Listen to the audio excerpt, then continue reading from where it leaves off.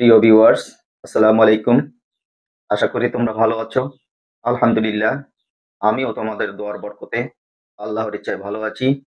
প্রতিদিনের ন্যায় তোমাদের জন্য আমি গ্রামারের বিভিন্ন টপিকস আপলোড করছি। আজকের আমার গ্রামারের আলোচ্য বিষয় হলো ট্রান্সফরমেশনের অ্যাফার্মেটিভ থেকে নেগেটিভের দ্বিতীয় পর্ব। আজকে রুল নাম্বার 2 নিয়ে আলোচনা করব। চলো আলোচনা করা যাক। অ্যাফার্মেটিভ সেন্টেন্স যদি এভরি দ্বারা শুরু হয় তবে উহাকে নেগেটিভ করতে হলে এভরি এর পরিবর্তে দেয়ার ইজ নো দ্বারা শুরু করতে হবে।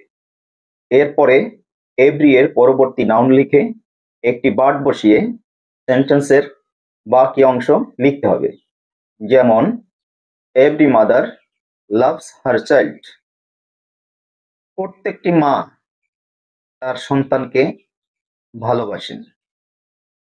এখানে যদি অর্থের পরিবর্তন ব্যতীত আমরা নেগেটিভ করি তখন এভরি এর পরিবর্তে দেয়ার ইজ নো দ্বারা যখন শুরু করব তখন নেগেটিভ সেন্টেন্সটি হবে there is no mother but loves her child.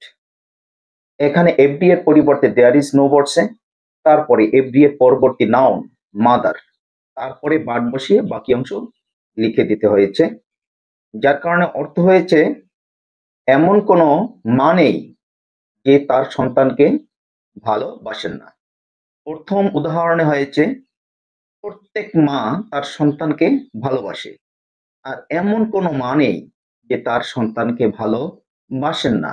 এখানে কিন্তু অর্থের কোনো পরিবর্তন হয়নি, এখানে শুধু অ্যাফার্মেটিভ থেকে নেগেটিভ হয়েছে, সেন্টেন্সের কাঠামোর রূপান্তর হয়েছে, অর্থের কোনো পরিবর্তন হয়নি। রুল নাম্বার 3, অ্যাফার্মেটিভ সেন্টেন্সে যদি অলওয়েজ অথবা অফেন থাকে তাহলে উহাকে নেগেটিভ করতে হলে উক্ত অলওয়েজ অথবা অফেন এর পরিবর্তে নেভার ব্যবহার করতে হবে। যেমন he always speaks the truth. সে সর্বদা সত্য কথা বলে। এখানে যদি আমরা অর্থের পরিবর্তন ছাড়া আমরা নেগেটিভ করি তখন হবে সে কখনো মিথ্যা বলে না, মানে সে সর্বদা সত্য কথা বলে। সে কখনো মিথ্যা বলে না, এটাকে যদি আমরা ইংলিশ অনুবাদ করি তখন এখানে আসবে হি নেভার টেলস এ লাই। সে কখনো মিথ্যা বলে না।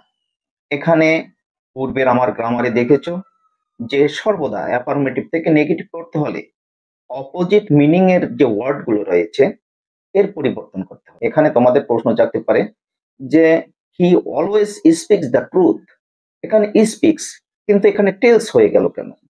আসলে তোমরা মনে রাখবে যদি কোনো কথোপকথন হয়, যেমন কারোর সাথে কারো যদি কথোপকথন হয় সেক্ষেত্রে স্পিক ব্যবহৃত হয়, কিন্তু মিথ্যা বলার ক্ষেত্রে টেল ব্যবহৃত হয়। এই জন্য এখানে হয়েছে হি নেভার টেলস এ লাই। সে কখনো মিথ্যা বলে না। তো প্রিয় ভিউয়ার্স, আমি প্রতিনিয়ত তোমাদের জন্য গ্রামারের বিভিন্ন টপিকস নিয়ে হাজির হই। তাই এখনো যারা যে আমার ইউটিউব চ্যানেল আলোর দীক্ষা সাবস্ক্রাইব করনি তারা ইউটিউব চ্যানেলটি সাবস্ক্রাইব করবে এবং পাশে থাকা বেল আইকনটি ক্লিক করলে আমি নতুন নতুন ভিডিও ছাড়লে তোমরা উহার নোটিফিকেশন পেয়ে যাবে।